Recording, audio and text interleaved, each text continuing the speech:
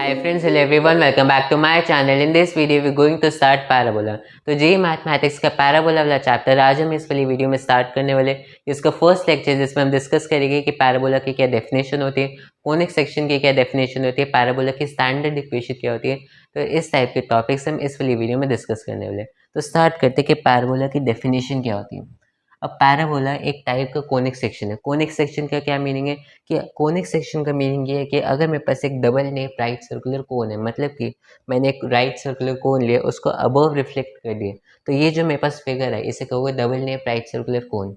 अब ये मेरे पास double nappe right circular cone है। अगर मैं इसका एक प्लेन के साथ सेक्शन ले लेता हूँ तो जो मेरे पास सेक्शन आएगा उसी में कह दूंगा कि वो कोनिक सेक्शन है।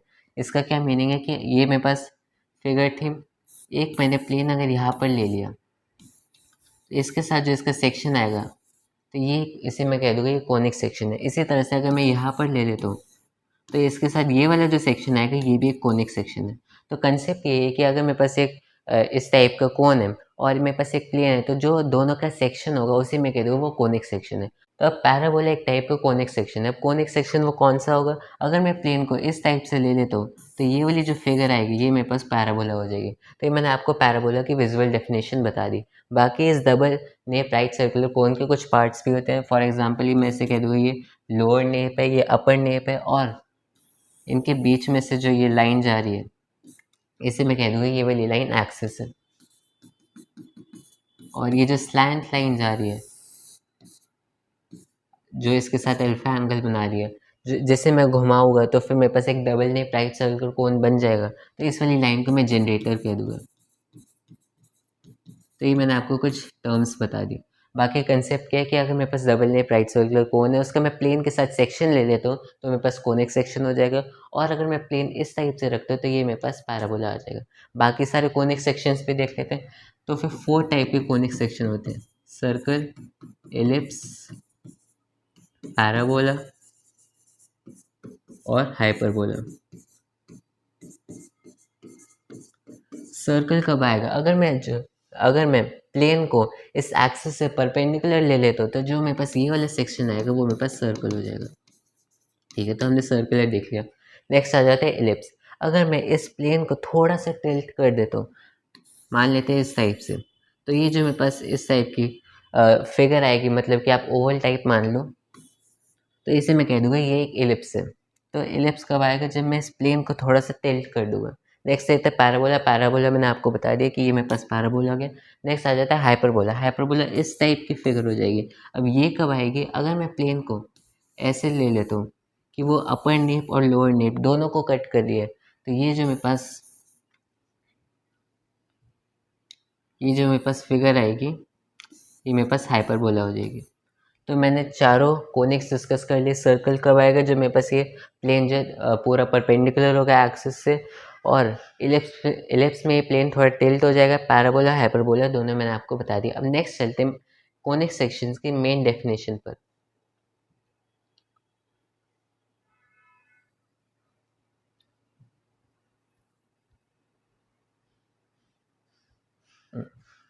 अब कोनिक सेक्शन की मेन डेफिनेशन क्या कहती है, इसके कुछ पार्ट्स हैं।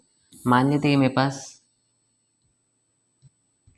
एक्सिस है और ये मेरे पास एक डायरेक्ट्रिक्स होगी। डायरेक्ट्रिक्स का क्या मीनिंग होता है वो मैं आपको बाद में बताऊंगा। मेरे पास बस एक एक्सिस से परपेंडिकुलर लाइन है, इसे मैं कह दूंगा डायरेक्ट्रिक्स,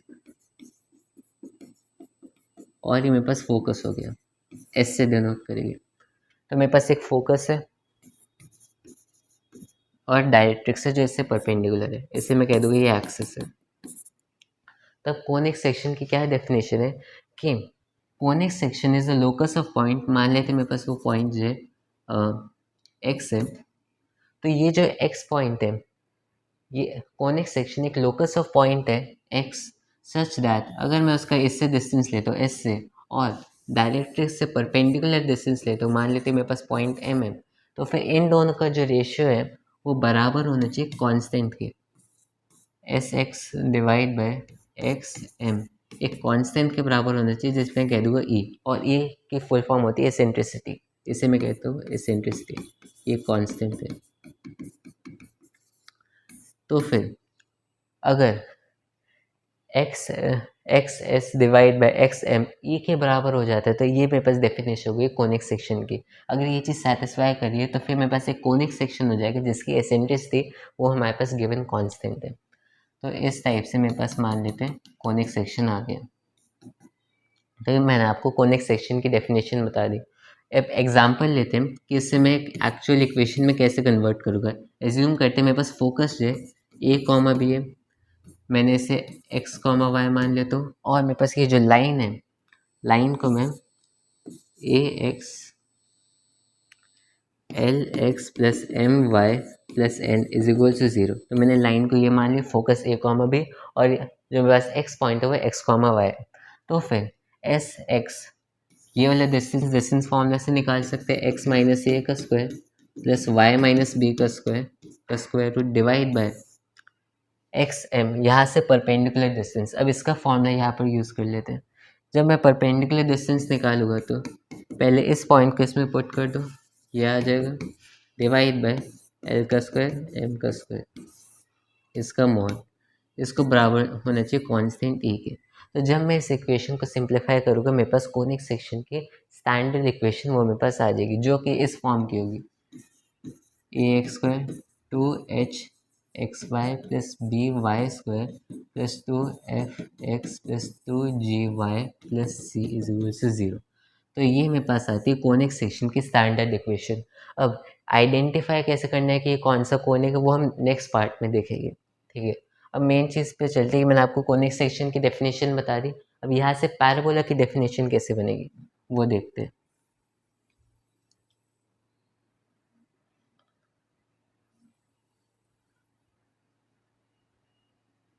ठीक है, तो कोनिक सेक्शन की क्या डेफिनेशन थी कि अगर मेरे पास कोई पॉइंट एक्स है तो उससे उसका एस से डिस्टेंस और उसका एम से डिस्टेंस दोनों का रेशियो ई के बराबर होना चाहिए।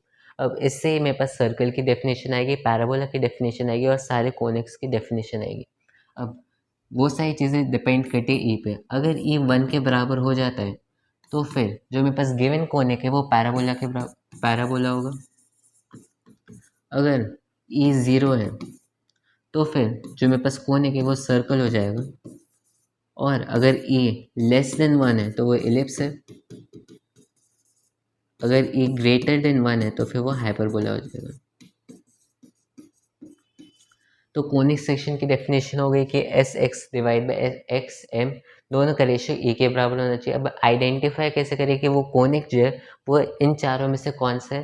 तो अगर एसेंट्रिसिटी 0 के बराबर है तो वो सर्कल हो जाएगा, 1 के बराबर पैराबोला हो जाएगा, 1 से छोटी है तो वो इलिप्स हो जाएगा और 1 से अगर बड़ी है तो वो हाइपरबोला हो जाएगा। तो ये आपको मैंने पैराबोला की जो बेसिक डेफिनेशन होती है वो मैंने आपको बता दी। अब नेक्स्ट चलते हैं पैराबोला की स्टैंडर्ड इक्वेशन, वो कैसे निकलेगी।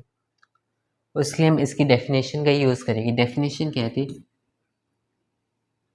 X S divide by X M बराबर होना चाहिए ई के, जो कि पैराबोला के केस में 1 के बराबर होता है। तो अब यहाँ पर देखते हैं directrix L X M Y plus N is equal to 0, ये हमने एज्यूम किया था।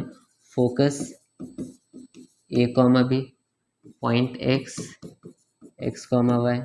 तो अब इसका इससे डिस्टेंस और इसका इससे डिस्टेंस दोनों का रेशियो 1 के बराबर होना चाहिए।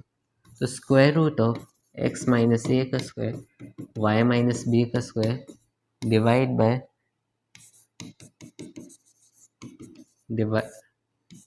एल का स्क्वायर एम का square root is equal to 1। इसको उस साइड ले जाते हैं, both side square whole square कर देते हैं, ए का स्क्वायर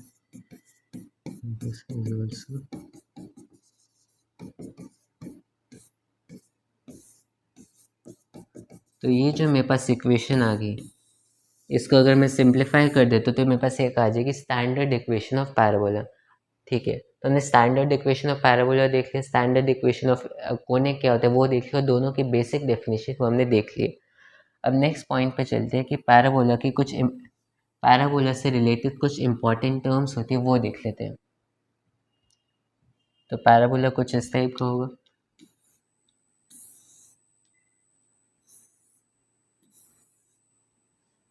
ये आपके पास डायरेक्ट्रिक्स हो गए,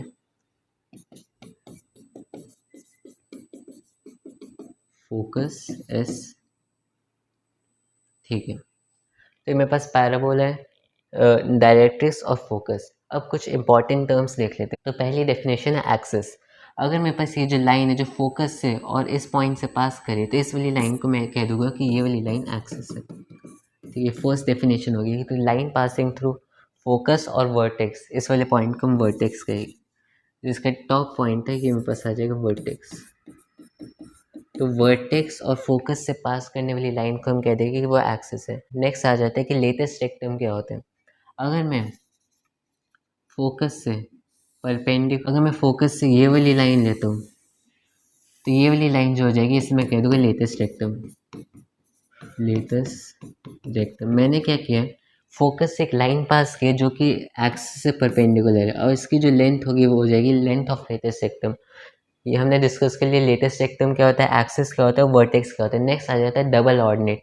डबल ऑर्डिनेट का मीनिंग ये है कि डबल ऑर्डिनेट जैसे कि लेटेस्ट रेक्टम में हमने फोकस से एक लाइन पास कराई थी जो कि एक्सिस से परपेंडिकुलर थी। डबल ऑर्डिनेट में हम क्या करेंगे, हम किसी भी पॉइंट से पास करेंगे। मतलब ये एक रैंडम पॉइंट लेते हैं और यहाँ से परपेंडिकुलर लाइन ड्रॉप की, तो ये यहाँ से लेकर यहाँ तक की जो मेरे पास लेंथ हो जाएगी, मेरे पास आ जाएगी लेंथ ऑफ डबल ऑर्डिनेट। तो डबल ऑर्डिनेट का क्या मीनिंग है, जैसे लेटेस्ट रेक्टम में हम फोकस से एक परपेंडिकुलर लाइन बनाते थे, डबल ऑर्डिनेट में हम किसी भी पॉइंट से एक परपेंडिकुलर लाइन बना देंगे, ये मेरे पास डबल ऑर्डिनेट आ गया। नेक्स्ट आ जाता है फोकल कॉर्ड। अब फोकल कॉर्ड का क्या मीनिंग है, एक ऐसी कॉर्ड जो फोकस से पास करती है। अगर मैं फोकस से कोई सी भी कॉर्ड पास करा देता हूँ तो ये जो सारी कॉर्ड्स होगी वो मेरे पास फोकल कॉर्ड हो जाएगी। तो ये हमने डिस्कस किया फोकल कॉर्ड। अब नेक्स्ट टर्म पे चलते हैं। नेक्स्ट टर्म है सेंटर। अब सेंटर का क्या मीनिंग है, तो सेंटर जो है वो पैराबोला के केस में नहीं होता है लेकिन बाकी सारे कोनिक्स के केस में होता है। अब सेंटर की डेफिनेशन देख लेते हैं। तो सेंटर एक ऐसा पॉइंट है जिससे पास करने वाली जो भी कॉर्ड होगी वो बाइसेक्ट हो जाएगी। कहने का मतलब क्या है, अगर मैं सर्कल का केस लेता हूँ तो उसका सेंटर ओरिजिन पे लाई करता है। तो फिर ये जो मेरे पास पॉइंट है, अगर मैं यहाँ से कोई सी भी कॉर्ड पास कराता हूँ तो फिर वो बाइसेक्ट हो जाएगी, तो इसलिए ये सेंटर है।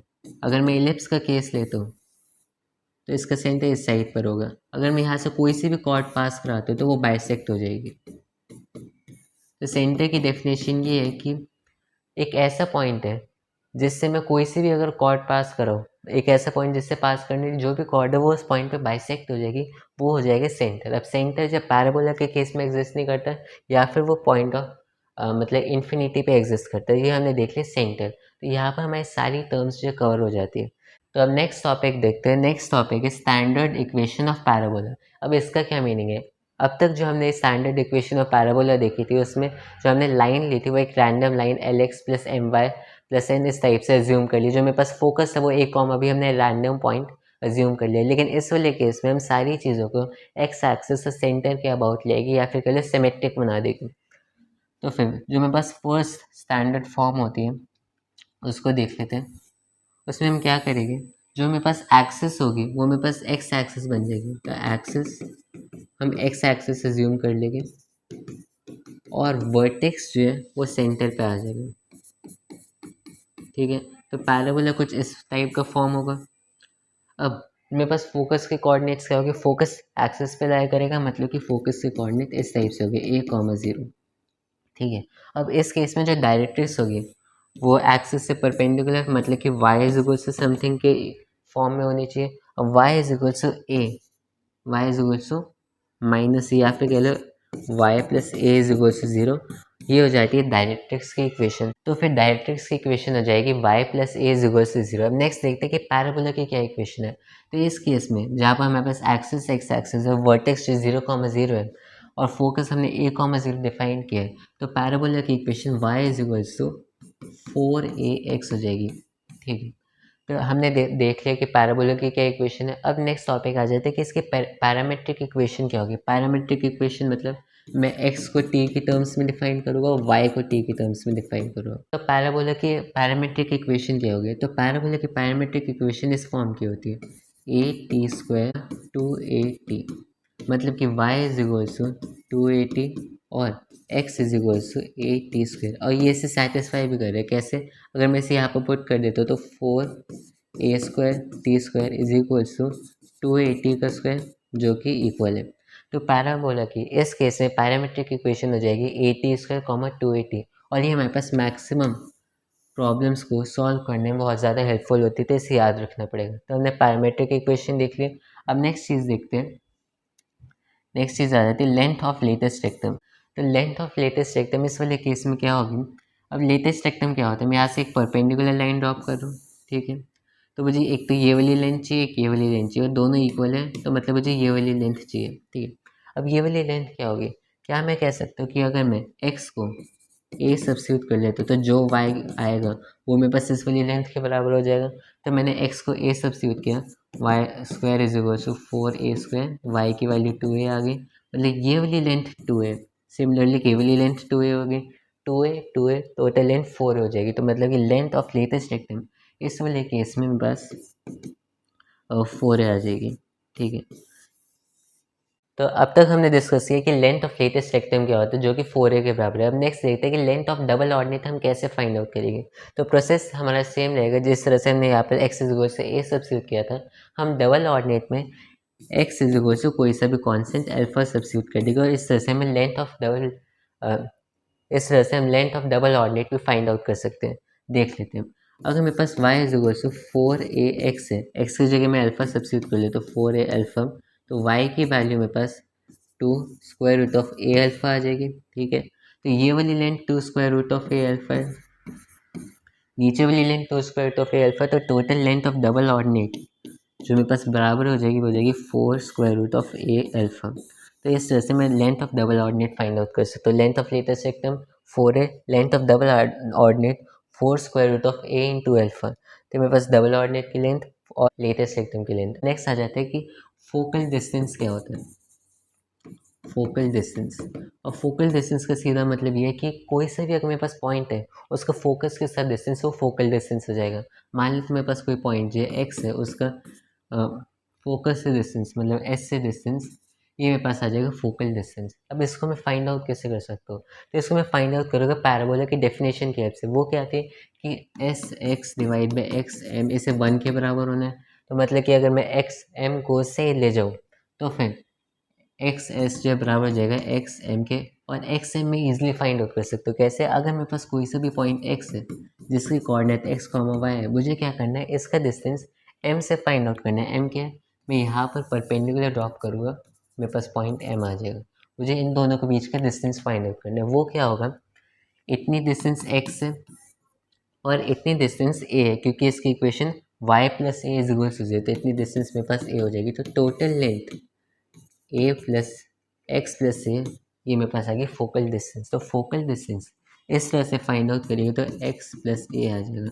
तो इस तरह से हम focal distance easily find out कर सकते हैं यूजिंग डेफिनेशन ऑफ पैराबोला। तो हमने सारे इंपॉर्टेंट टर्म्स और सारी जो इंपॉर्टेंट चीज़ें होती है पैराबोला के केस में वो हमने डिस्कस कर लिए। तो स्टैंडर्ड फॉर्म ऑफ पैराबोला का फर्स्ट केस था। अभी इसके 4 केसेस बनते हैं। 4 केसेस कैसे बनते हैं वो मैं आपको बता देता हूँ।